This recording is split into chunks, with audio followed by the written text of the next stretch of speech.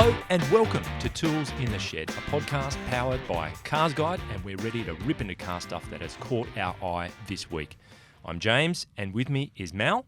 Good day. Who's been wrapped up in some kind of car awards shenanigans. And Matt. G'day. Who's been hauling things into the centre of the country. Yeah. We'll show you by what means as we get there. And we'll update you on the man who uses the Hitchhiker's Guide to the Galaxy as a self-help manual in this week's MuskWatch. So stay with us. But first, some feedback. So, of course, we got some feedback. Last week we named the winners in our big 100th episode competition. Now, Jimbo got in touch and said, happy to hear the drinking game was a hit because he developed a drinking game. Was that Jimbo? Yeah, it was Jimbo. Absolutely. It's outstanding. He says, it's made my Friday nights much more rewarding. I'd also rep the shit out of some merch because I'm shameless. Bracket, this is what those Instagram influencers must feel like. Love your work, everybody. So that's very nice. And Jimbo, it is on its way to you. Never fear. Prince Dog, just watched episode 101. Another stellar effort. Thanks and keep up the good work. Your stuff is heading your way as well, Prince Dog. Luke Holmes, I wasn't going to kill you. We thought that Luke's submission for the competition was a tad creepy and that he was probably going to come at us with some sharp implement. Oh, dear. He said, I wasn't going to kill you. I can't anyway because no one will sell me knives. And thanks for the podcast. Really enjoy it. Not sure what other motorists think of the solitary man in his van throwing his head around in fits of laughter. So that's nice that we've actually put a smile on someone's face. Thank you very much. Twigda, who is regaling us with his poetry, has come at us again. Right. Here it goes. Twigda's the name, I'm in disguise. The decision for your winner was surely unwise. But your offer to 4 surely implies that I want something, I emphasise. Get to the point, man. Let's please summarise. I didn't win the trip to Sydney, so show me the merchandise. Okay, now that would be fine. We would, Twigda, except I'm yet to see an email from you or any contact that gives us your address. So that would be helpful. Comments at carsguide.com.au. Send us a note and we'll do just that. One person we didn't hear from was our overall winner, Peter Panousis. We haven't heard from the person. No. What I'm going to do, I'm going to give it the rest of the week, and if we don't hear from Pistol Pete, we're going to throw it open again. Oh, so what's our actual cut-off time? Cut-off time will be before the next podcast. Is published or recorded? Recorded. Ooh. Yeah. So next Friday morning. Which is the 4th. Peter, you've got that long. Correct. Approximately 9:30 a.m. Yep. So there you go. All right. So the dude, a new commenter, said in a very friendly way, do a 2020 Volvo XC90 review. Okay. So, and that got a thumbs up. Someone gave him a thumbs up on that. So I do believe that goes without saying. So the dude. Do you reckon the dude's Paul Morris? The dude could be. Hey, just on a serious note, the 2020 XC90 is not here yet. We will do it when we can. We have wheels in motion to get hold of one, haven't we, Matt? Yeah, very good. Philip Chadwick says, thanks, guys. That's kicked off the next century with another vintage episode. It's like being down at the pub with a bunch of mates. Great. As for the Cherokee, was that a foot-operated parking brake? Really? Using up old Mercedes foot brake parts? I would have given them the keys back and jumped straight back into the Velar. So, fair comment. I mean, I think the USA was so in love with that kind of foot parking brake at one stage that you couldn't get away from it. I don't know why. What's the advantage? You scrape your shin on it every time. Yeah. It frees up space in the center console. For more cups. Yeah. For bigger cups. You need big cups in America. And in modern terms, it means, fewer buttons, but it was just the thing they on stuck your to. shirt. And can I say, having lived with a car with a foot brake, you get used to it and it doesn't matter. Yeah. But you wouldn't buy one by choice. But the thing, it's a safety compromise. It's one more thing you've got to avoid your foot smashing into in an accident. It's harder to do a head throw with a foot-operated park brake as well. You can do it. It's just more complicated when you reverse and like jump a the car J-turn. around the other. Oh, J-turn. Yeah. Or a head throw is actually when you're in the jungle, you get the machete, get someone's head off and chuck it. No, sorry. Yeah, it's a J-turn. Caddy's Man Cave says, give it to Twigda. Laugh out loud. Everybody else is boring. This guy has a sense of humour. Laugh out loud. He's doing lots of lols. He loves a lol. He loves Twigda and he loves a lol. Greg Wallace, You've done it again. Seriously, you post the tools in the shed late on a Friday arvo when I'm watching YouTube Shania Twain, drinking beer and contemplating my choice from the local fish and chip shop. Tomorrow morning, over a coffee, smiley face, edit. I'll give you a thumbs up then. Another smiley face. Thanks. So thank you, Greg. I reckon Greg could get along with Crafty. How good's this Just feedback? based on the Shania Twain thing. Hammer Rocks. Oh, He's had an interesting ham. experience. Experienced the Tesla, quote, halo effect via his uncle, Right. who picked up his Model 3 and was like a little kid on Christmas Day. And Hammer says his uncle's in his late 60s. To him, the car is like Mary Poppins, practically perfect in every way, even though build quality issues also plague his car. Yeah, good. The plastic flap that covers the charging port on the car was loose, ill-fitting, and didn't close flush. Not to mention a little flimsy. He noticed that even before signing the car off, yet decided to take delivery anyway before Tesla could fix it. Here's the halo effect. Instead of being disappointed with the build quality, my uncle praised Tesla for arranging someone to come out to his place this week to fix it. He reminds me of owners of old cars referring to defects on their cars as character traits. Yeah. Makes you think if Elon ever wanted to start a cult, he's halfway there. Oh, We'll get to that. Beyond. We'll get to that a little later in the podcast, actually, Mel. I'm being, there are people generous. inserting things under their skin that he's given to them. That's wrong. Okay, sounds like he's 98% of the way there. He's a long The way there. cults, No be comment careful. on that one. Yeah. All right, now, Mel, Venezuela or we will Wherever throw. they Thank go you, with thank you. cults. First of all, thank you to everybody who took the time to give us that Yeah, good on feedback. you. It's much appreciated. And the people who we lined up for merch, we'll have that on its way to you. It is on its way to you. It is great to And hear from the we need fans. Peter to just get in touch so we can, talk to him Or else. about his winnings. So, Mel, Yes. awards. Take us away. We've been making a few of them. Making awards. Yeah. We have made them and we've awarded them. We've awarded them. So you may have seen on the site this week we've announced CarsGuide Car of the Year for 2019, which is the new RAV4, 5th generation, awarded to the entire range. We've also announced that the Family Car of the Year is also the Toyota RAV4, 5th generation, entire range. Adventure Car of the Year has gone to the Ford Ranger. And then Tradie Car of the Year, a bit of an upset, has gone to the Transit Custom. I which thought I'm we gave really proud of. family to the second generation RAV4. Nice. It was the fifth one again. James wasn't on the panel for Family Car of the Year. True. The That's a second great gen. car. Yeah. Yeah, okay. Got Short to be- wheelbase or long Got to be wheelbase? bigger. Yeah. Five door. It's got it. No, gotta Anyway, be the so three-door. congratulations, RAV4, for winning the overall award. Yeah. Now, given the three of us represent 3/4 of the judging panel, I thought it'd be wise if we had a bit more of a chat about the main award. Yeah. And actually revise our thoughts, get the award back, and reissue it. No, we're not going to No? do that. Okay. Oh, well, we'll stick with it then Yeah, and okay. just have a chat about it. James's creativity is always welcome. So RAV4. So with runner-ups being the Hyundai Ioniq Yep. and the Volkswagen Touareg. Yep. So we've got a mid-size SUV, we've got a range of electric and hybrid vehicles, and then a large 5-seat SUV. Yes. So a bit of a cross-section there. Yeah. But all three very deserving of the positions they were awarded, and the result of exhaustive conversations between us. Yeah. Oh, yeah. And I think it's important to point out to people that have taken notice of our awards that it's very easy when you're in this kind of situation to succumb to groupthink, where a dominant person in the room can be putting their case very assertively and trying to sway others' opinion. I've got to say it was not like that at all. No. It was a genuine exchange of views, and people were heard, and people were still absolutely able to make a call as they saw it. So it was a really good, healthy discussion, I found, the various times that we sat down to talk about it all. And going into the top 10, it was so, and I'll read through the remaining 7 vehicles that were in the top 10 in a minute.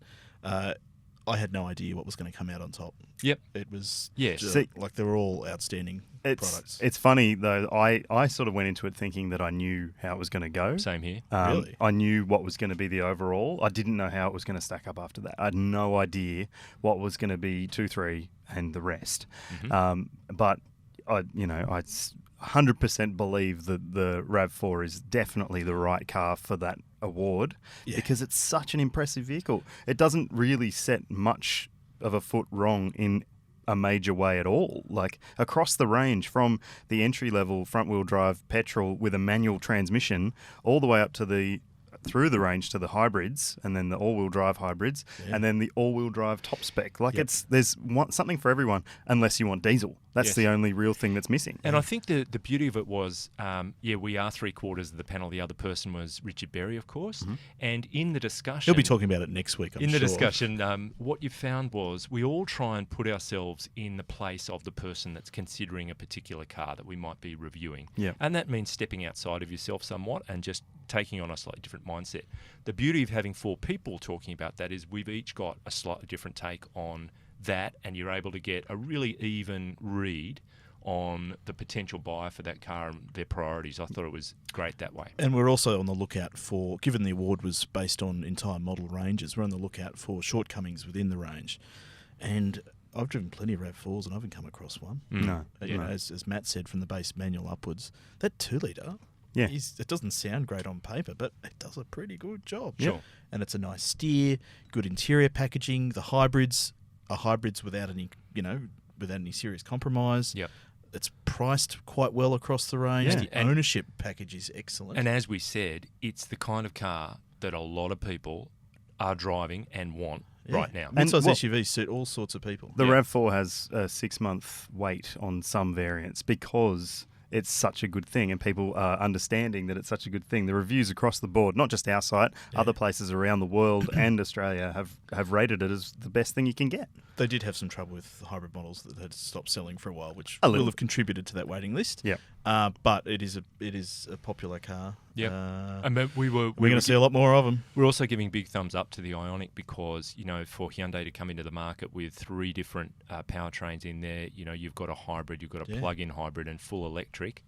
Absolutely hats off for that. And it's not an a great exciting car, but it just represents the next step for motoring. Yeah. And you get a choice for what that right next step is for you. And they're all well priced. And the thing with the Ioniq, we ranked the version that's out at the moment. There's an updated version coming soon, which is going to be even better because we know that the electric model is going to be with a longer range. Yeah. There's going to be improvements across the board. They've changed it quickly, and it looks better too. Yeah. Those new head and taillight details, I saw one in Frankfurt. It looks a lot better. Yeah, okay. And then, of course, the Touareg is just a car. You talk about being hard to fault. It does so many things so very well and is so nicely put together. And, it's a terrific package as well.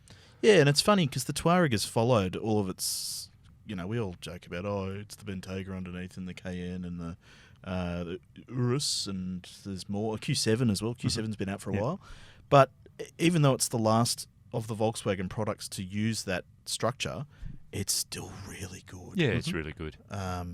And, if you're after a 5-seat SUV and if you're thinking premium, as we proved with our comparison, it's better in many ways than premium badged products. And I guess the only downside with Touareg is that you can't get a 7-seat version, and that'll be a thing that will rule it out for some people, as well as the cost, because some people will find it hard to swallow a $90,000 price tag for a Touareg. That's just for the launch model. There's a more affordable one coming soon. Which will be a great car, no doubt, as well. So, but what about the ones that missed out? Geez, there were some cracking cars. And some surprises too. Yeah. So reading from the top, just in alphabetical order, no rankings or anything like that, the top 10 was comprised, taking out the top 3, of the BMW X7, their new giant SUV, the Hyundai Kona Electric, the Mazda 3, the Ford Ranger, which qualified because they keep updating it, Peugeot 508, which arrived just in time for testing,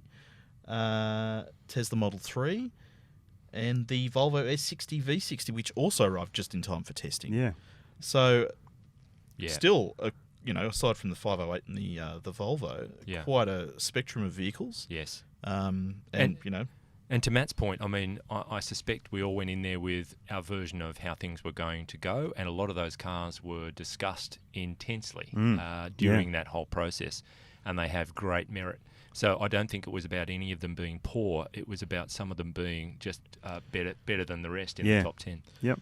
And I think that's the thing with, because we whittled this down from a list of 100 plus vehicles. God. So to give you an Hours. idea of the Hours and hours hours. that we spent, it was And crazy. we've all experienced and tested all of them. Yeah, so it was an intensive process, and to get to that top 10, I looked at that list at the end of that meeting where we got it to 10, and I said any one of these cars could win it. Yeah. Depends on how we judge it. And I think to catch up, Richard drove 60 cars in one day, didn't he? No, it was pretty close. Might have been 55. Yeah, it was pretty impressive. That was a big effort. Yeah. It's a long day. But can I also point out, among that list, there is 1, 2, 3 electric cars. Yeah. Yes. Which is a sign of the time. Wow. Sorry to, they still go represent a very cliche. small portion of the market in terms of sales, Yeah. but they're being launched left, right, and centre. Yep. And they're good cars. All right. Yeah. Yeah. All right. Well, that's terrific, Mel. Thank you. I think in the interest of time, we better move on. Sure. And people can check out all of the detail on each of the awards. We had the overall, family, tradie, and adventure. We had winners in each of those categories, so go and have a look if you haven't already. Now, speaking of adventure. Oh, what a trip. Here we go. Hey. My goodness. So Prepare for some you have horn been tooting from the Campbell. on an adventure of a lifetime. Really? Yeah, well, Tell us about it, Matt. It was an what was adventure. it all about? an In one of our adventure- finalists. Well, an adventure of 6 days rather than a lifetime. Yeah. It was. I decided to help my mate deliver his split window combi ute out to its new owner in Alice Springs. Pretty sure Matt is Jesus. Am After I? that sentence. But so it was. How far away is Alice Springs from here? 2,800 kilometres. And you delivered someone their new car. Yeah. So, but part of the reason for doing it is we had access to a really good trailer, and we also had access to a Volkswagen Touareg, which we thought was a good fit for towing a very old Volkswagen out there, drive it out there in a very new Volkswagen. So, And plenty of people are going to be towing with their Touaregs or wanting to. exactly. And so what was your total weight towed? It was just under 2,000 kilos. Wow. So, probably about what most people will end up towing with that sort of car, although it does have a rated tow rating of up to 3.5 tons. The engine would cope with it, the suspension would cope with it, everything about the car would cope with it, but except you have to factor in, Passengers. Fuel Your mate's a use. huge Oh, bloke. and- He's at least half a ton. he's a big boy. Yep. And like anything, you want to overcompensate with towing. Yeah, and so Like anything towing-wise, I mean. the fuel use was probably... It does kind of sum you up, Mel. Like anything, you want to overcompensate. I Anyway, left that wide open. Okay, well, I just walked away from it, but that's okay. Thank you, Matt. Jesus. Yeah, well, the Volkswagen was... The Touareg was impressive when it came to towing. I mean, we knew it's got a 3-litre turbo diesel V6. It's got a great 8-speed transmission. It's all-wheel drive. It's got air suspension because it was the launch edition version that we were driving. And it also had the big 15-inch InnoVision package with the digital screen and the digital screen in front of the driver and the head-up display. And it was a really nice way to spend 6 days towing. Yeah. I have to say that. So it was 3 days there, 3 days back. And for anyone who doesn't know, the road to Alice Springs is pretty good as well. It's not like he was roughing it. No. But the road, on the way back, we went through Port Augusta, Broken Hill, and then out through Narromine and Dubbo. Through Boganshire. Yes, the Boganshire. And we saw the big bogan.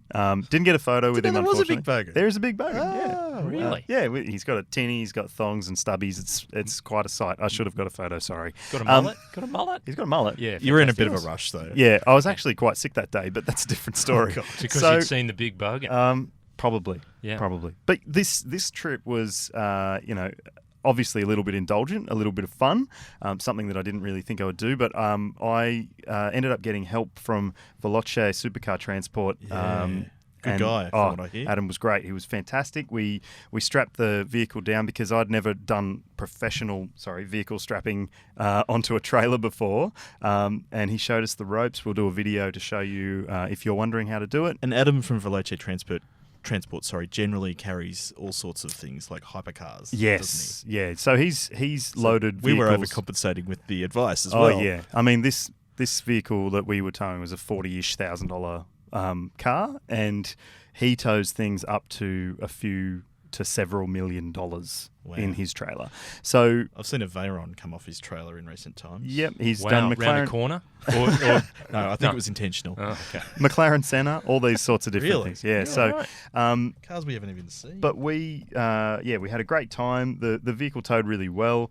Again, the fuel use with and without the weight was a big difference. We might save that for the story. Good idea. I'm dying to hear it. Well, yeah, there's a lot to tell. So, stay tuned for the story. We did a video. I got some amazing drone footage out there in the middle of nowhere. So, What was your total distance travelled?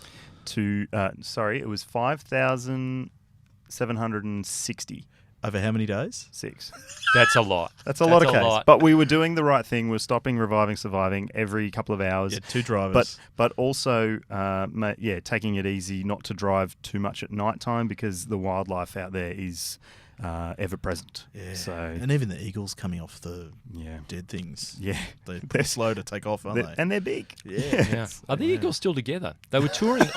There was a major Southern Hemisphere tour, I remember, at one stage. Did you stay at Hotel California by any chance? Well, they were eating dead things off the road, last I heard. Anyway, Many a room. That's amazing, and the story will, it will be an awesome read, so we'll look forward to that. I look forward to writing We it. are now going to move to our garage and the vehicles that have been residing within it. Yep. And Mal, we'll kick off with you. Sure. It seems to be one of the cars of the moment. It's creating a lot of buzz. And tell us about your experience with it this week. Apologies, podcast listeners and watchers, if we've been cracking on about the Supra too much, but I finally drove it this week, and wow, what massive anticipation for this car. James did the launch at Phillip Island a couple of weeks ago. Yep. And for me, I've been just dying to see what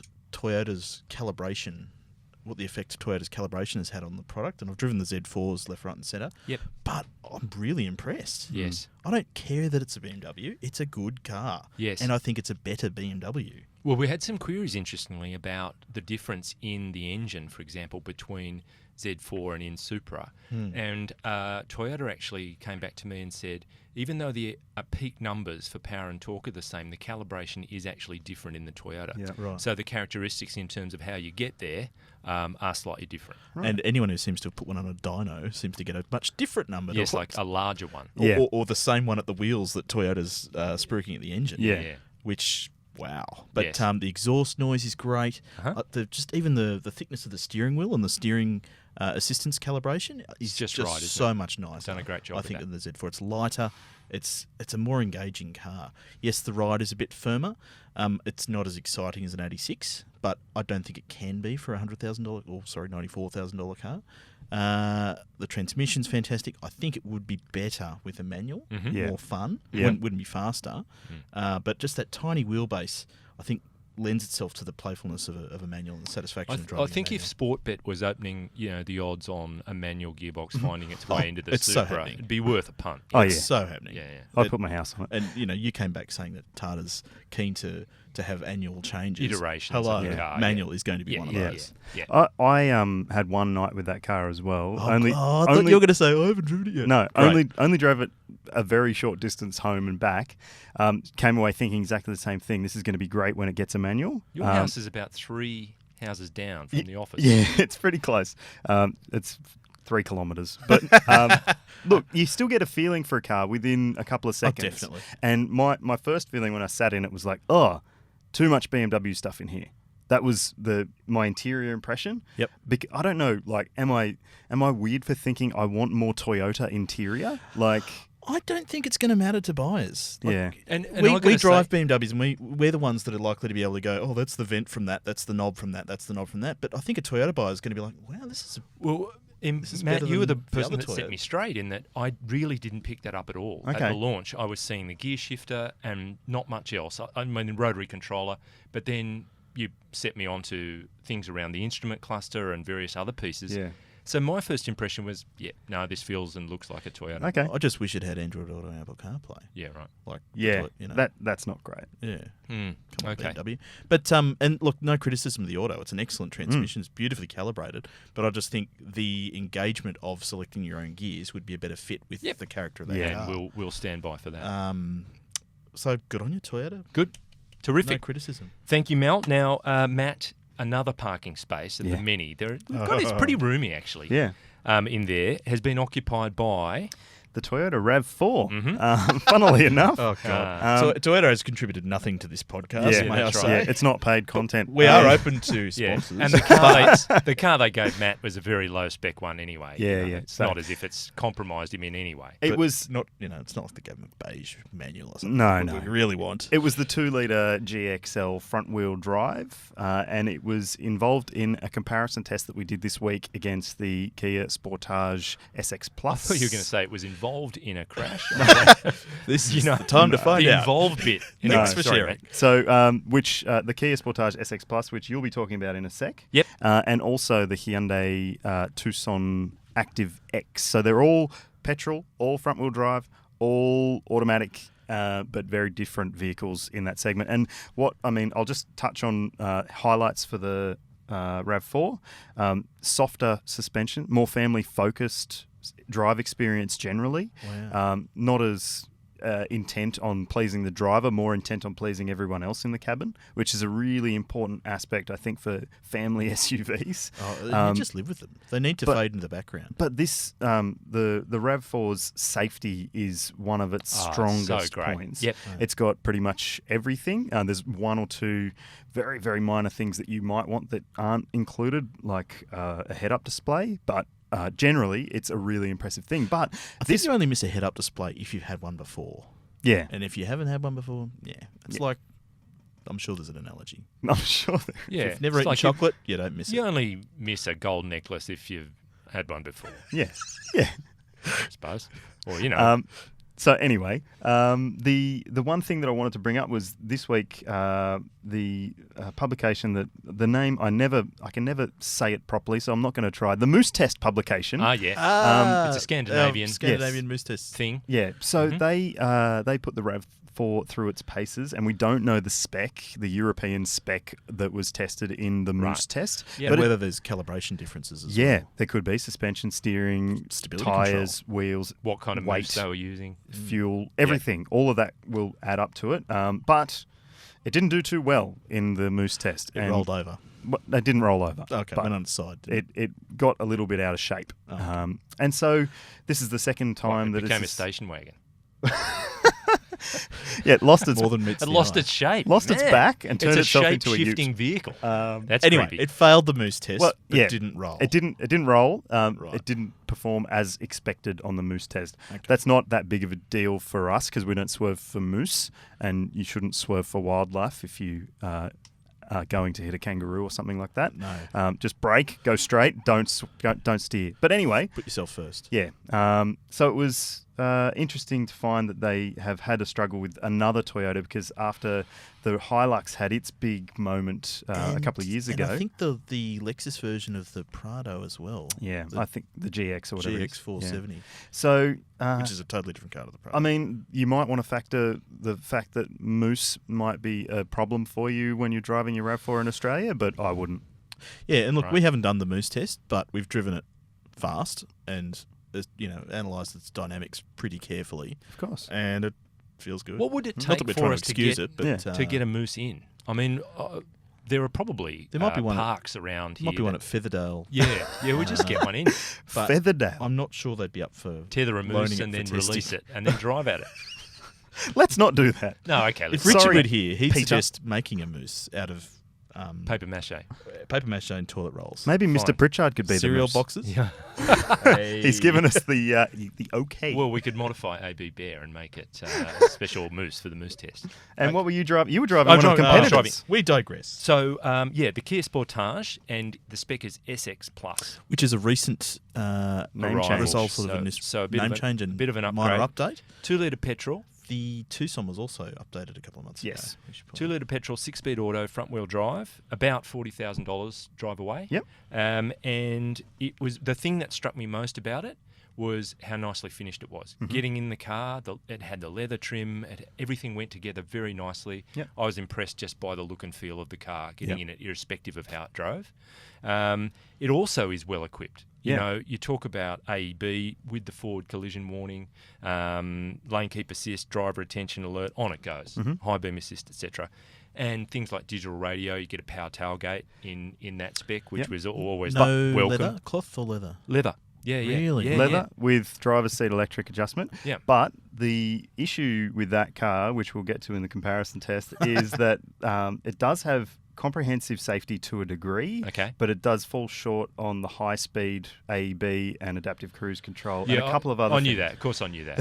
Yeah, I knew that. But, I mean, you found that out at high speed. I was just cutting it a bit. This is just this just goes to show where the SUV market is heading, because when you've got good safety, but it's had its big moment that are pushing the game forward every couple of months, so it's so hard to keep up. Leapfrogging up the power, the Cold War on safety. The status quo is moving fast. It's no longer whether you have AEB or not. It's what type, and what speed range. Front and rear, or rear cross traffic. Isn't and that blind great? spot. That's fantastic. It's so good. It's so good for families and buyers. People better keep checking carsguide.com.au to see what the latest is. Keep up shameless. Shameless. Now, speaking of shameless, we are going to go to our favourite segment, MuskWatch.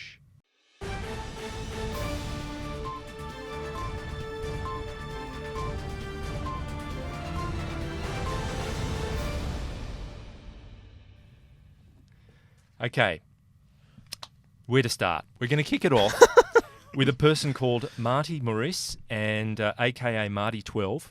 So I picked up this story in Clean Technica. She's the founder and president of Tesla Club SoCal. So the club was founded in 2018. It's already amassed more than 500 members. That's the claim. And it's the heartland. She's been a professional singer and songwriter since 2000, and wrote "Let's Ride." And shot a clip 19 years ago. Mid last year in the SpaceX car park. People watching on YouTube will be able to see the vision of Marty 12 gyrating and moving in front of a large collection of Teslas of all models. And it's in the SpaceX car park in Hawthorne in South LA. And look, towards the end, she can be seen wearing a T-shirt, which is a Time magazine cover with a picture of the dear leader. Being the cover shot, with the cover line, the 100 most influential people in the world, and finishes with a lingering shot of her Boring Company hat.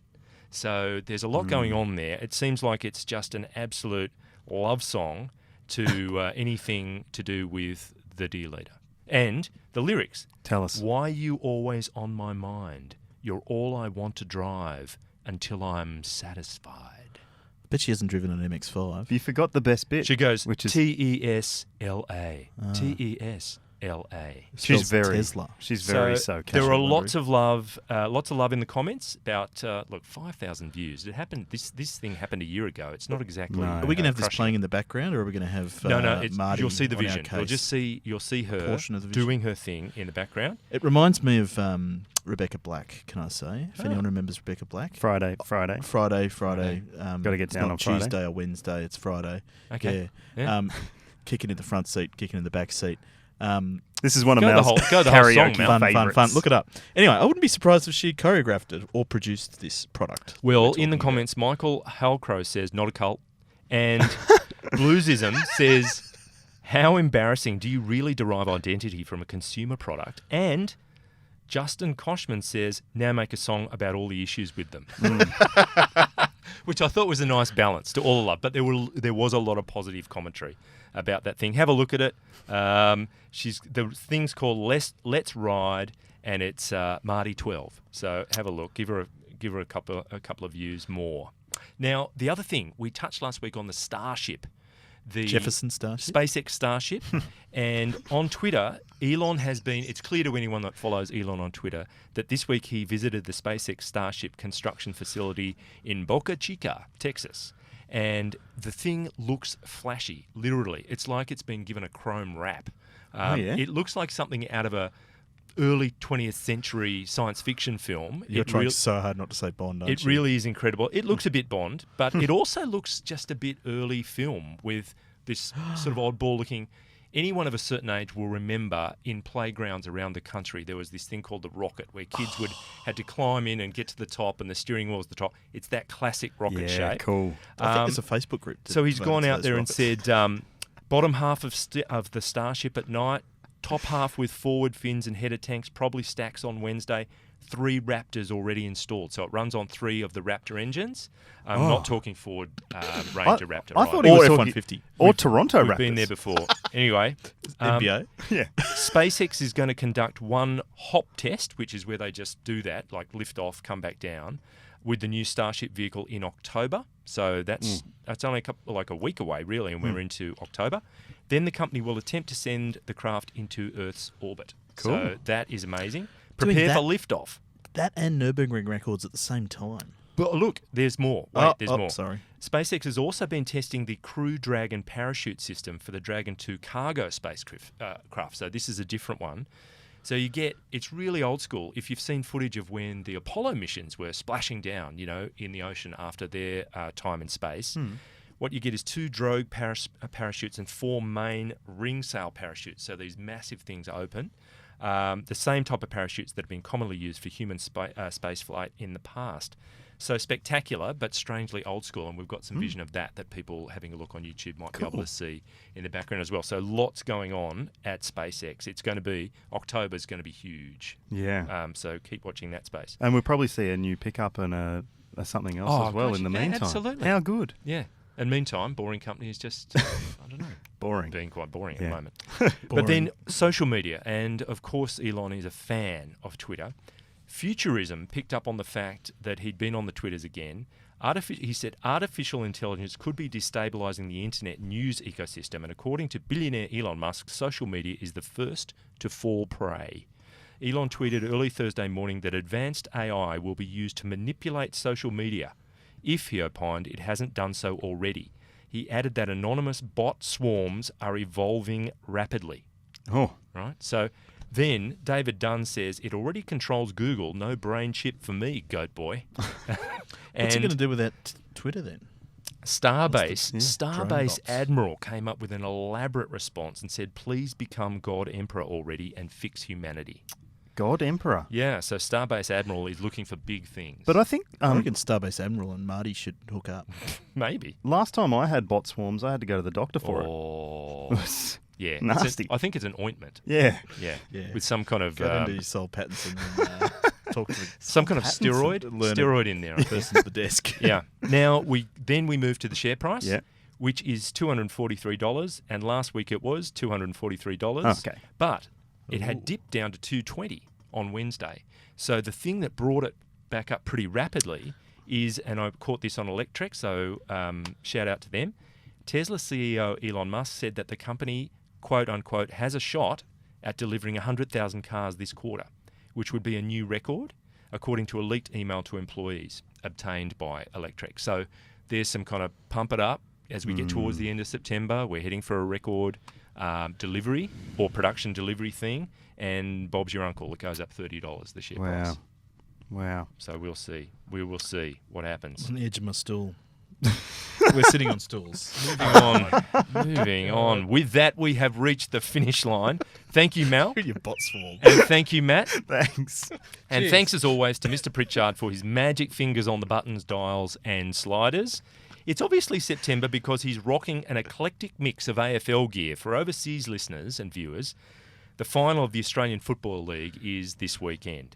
He's in a Greater Western Sydney Giants jersey, which he says is woven from the underwool of the Arctic musk ox. Very delicate. And some very athletic lycra shorts in the black and yellow of the Richmond Tigers. I think it's an amazing ensemble.